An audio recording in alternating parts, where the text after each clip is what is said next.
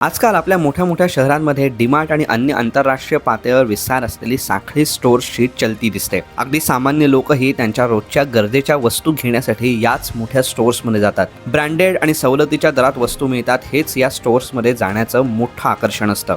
याचाच फायदा घेऊन हीच मोठी स्टोअर्स आपली कशी फसवणूक करतात हेच आज आम्ही तुम्हाला दाखवणार आहोत. आता ही आपल्या रोजच्या दिनचर्येतील गरजेची गोष्ट असलेली पॅराशूटची बाटली बघा. यातील एक डीमार्टमधील आहे आणि एक आपल्या रोजच्या किराणावाल्याकडची आहे.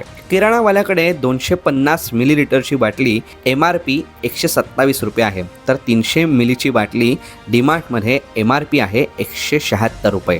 आता 300 मिलीची बाटली फक्त या मोठ्या स्टोअर्समध्येच मिळते, बाहेर कुठेच मिळत नाही. बाहेर मिळणाऱ्या 250 मिलीच्या बाटलीच्या MRP नुसार 300 मिलीची बाटलीची किंमत MRP 154 रुपये हवी, पण ती सुमारे 15% अधिक म्हणजे 176 रुपये आहे.